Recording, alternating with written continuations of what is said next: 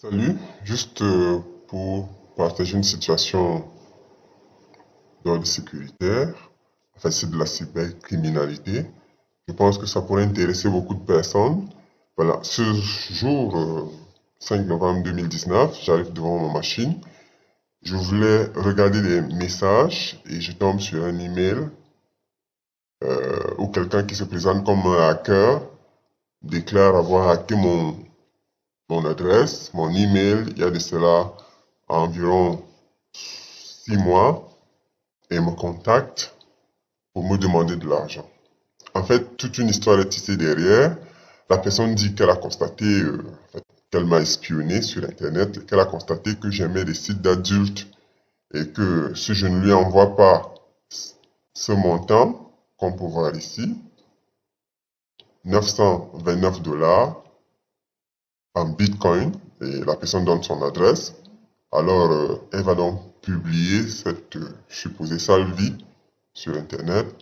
Elle va la publier en direction de tous mes amis. Et mes amis, il a déjà pris, je veux dire, cette personne a déjà pris le soin d'enregistrer tous mes contacts.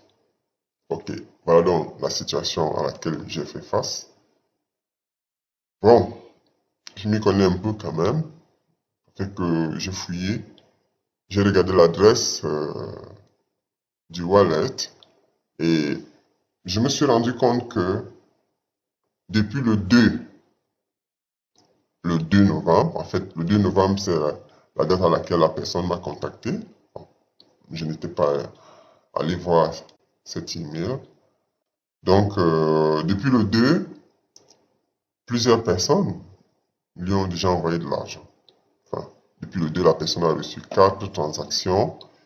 Et cette transaction, c'est un montant de 0,1 BTC. Alors, quand je regarde 0,1 BTC, qu'est-ce que ça vaut? Je viens ici, je regarde Bitcoin, 0,1 BTC. Ça fait quoi en dollars, en US dollars? Je me rends compte que c'est 941. Bon, en fait, la réalité c'est que les 0,1 que les gens lui envoient, je m'excuse, 0,1 BTC que les gens lui envoient, en fait, c'est à peu près les 929 $ que la personne a demandé. Voilà la situation. Donc, je regarde, le total que la personne a déjà reçu, c'est 0,307 BTC. 4 transactions. Et une personne a envoyé le 2, une autre personne a envoyé le 3, une autre personne a envoyé le 4. Quand je regarde même le 2, c'est 2 personnes qui ont envoyé le 2. Ça fait au total 4 transactions. Bien, la personne déclare donc avoir espionné ma sale vie sur Internet. Je me pose la question, est-ce que j'ai donc une sale vie sur Internet? Si oui, alors je lui envoie de l'argent. Si je ne m'y reconnais pas, bon, je me calme et je n'envoie rien. Et quand on regarde ici, la personne m'a donné 48 heures depuis le 2 novembre. Aujourd'hui, c'est le 5 novembre 2019. Donc, ça fait déjà quand même 3 jours. Et apparemment, la personne n'a pas mis sa menace à exécution. Donc, ça signifie que c'était simplement un bluff.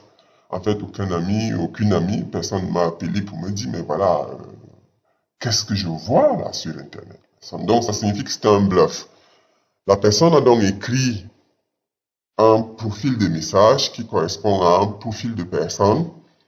Et si le message trouve que moi je corresponds à ce profil de personne, je vais paniquer et je ne voudrais pas que ma sale vie soit publiée sur Internet et j'enverrai les 929 $. Ainsi, la personne s'enrichit simplement pas de l'arnaque. Il n'y a même pas vraiment quelque chose de substantiel derrière, sauf que c'est de l'intimidation. Et si c'était vraiment substantiel, la personne ne m'aurait pas écrit à moi. Donc, puisque je ne réponds vraiment pas à ces signalements. Bien, c'est pour dire faisons attention pendant que nous naviguons sur Internet.